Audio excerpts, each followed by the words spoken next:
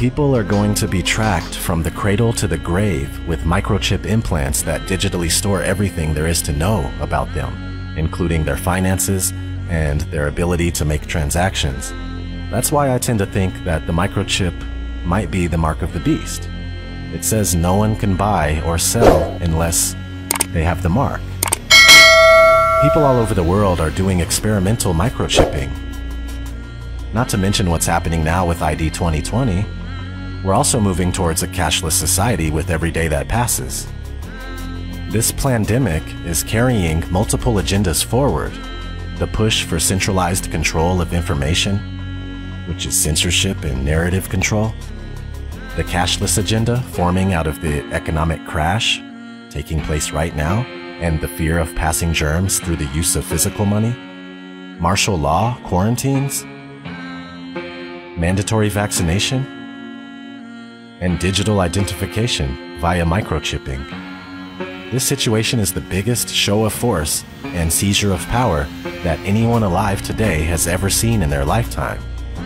This is very serious. Life is not going back to normal ever again.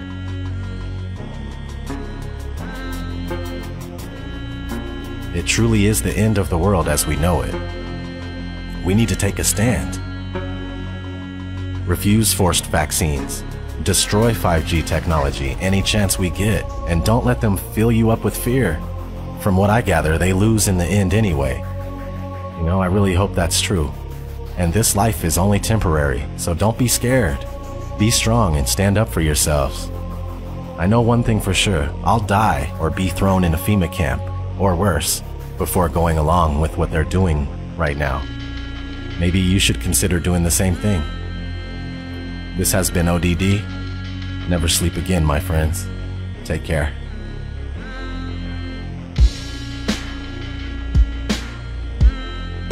So this is where the microchip implant story begins.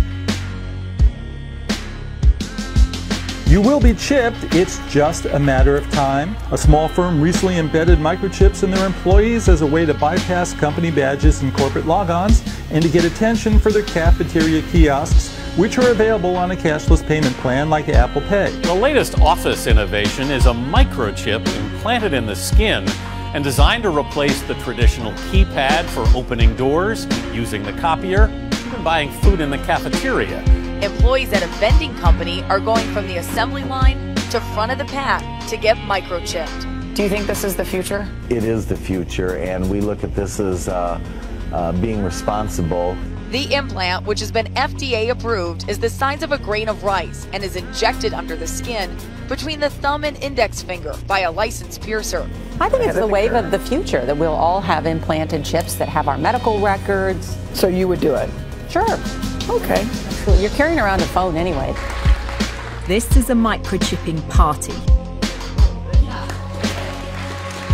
Hannah's getting an electronic chip implanted into her hand. So congratulations, Hannah. Thank you. You've been chipped? Yes, I have. How does it feel? It feels good. I'm excited to see what I'll be able to do now. Can I touch it? Yeah, you can feel it there. I feel like this is the future. It's the next big thing that's going to happen. A tiny microchip like this inserted just beneath the skin in their hands.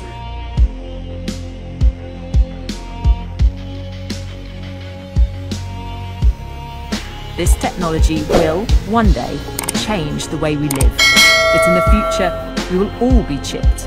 In Sweden, the microchips are already here.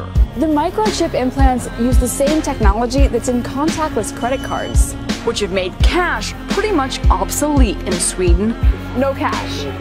Is a cashless society inevitable? How long will it take before we're cashless? Many countries are fast moving towards a cashless society.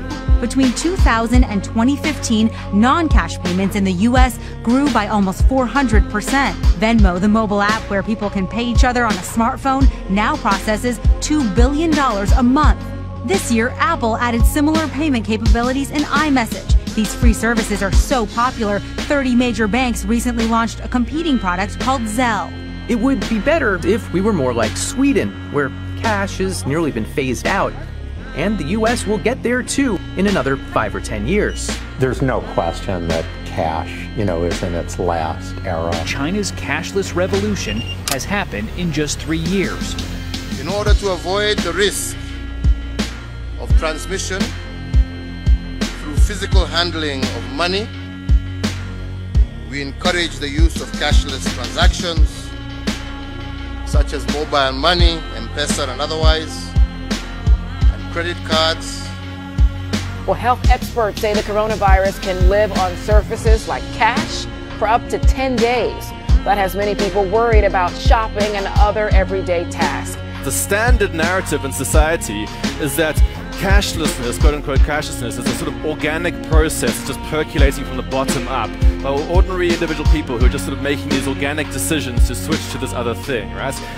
Now this is pure, if you want to, like this is a pure, to put it crudely, capitalist ideology, corporate capitalist ideology, where essentially you always want to focus attention on the small person in society, quote unquote, the consumer. All right, the sort of like random person who wanders around in markets, who apparently controls what's going on in the world. All right. Of course, if you actually go and ask any person in society, how much agency do you believe that you had in the emergence of this technology? Almost nobody believes they had anything to do with the emergence of the technology. All right. What actually happens is that large-scale institutions push the stuff onto you for various commercial reasons and various other reasons. And the large-scale institutions love to disguise themselves and just never talk about themselves as if they're just not there. All right. So the story about the war on cash is a bunch of us who are trying to say, actually, over the last few decades, large-scale institutions, banks, payments companies, governments have all been actively eroding the cash system to slowly make it more and more likely that you're going to quote-unquote choose to go to the digital systems. Okay. Now you might believe that you're choosing this, but actually the whole environment is being structured in a way that makes you more and more likely to do it. The biblical entry point for any discussion of the one world economic system, a cashless society, and end-time prophecy is Revelation 13:16-18. He causes all, the small and the great, the rich and the poor, and the free men and the slaves to be given a mark on their right hand or on their forehead. And he provides that no one should be able to buy or to sell except the one who has the mark, either the name of the beast or the number of his name. Here is wisdom. Let him who has understanding calculate the number of the beast. For the number is that of a man, and his number is 666. The Bible clearly links the global mark of the beast system with the emergence of a cashless society. One world government, a new global economy ruled by one man is coming. The banking overlord is coming. And he'll have a solution that everyone will indeed, quote, bow down to, end quote, and he's called Antichrist. And he will have his mark. He will do this for increased control of commerce. It will be perfect and complete control. His economic policy is very simple. Take my mark and worship me or starve.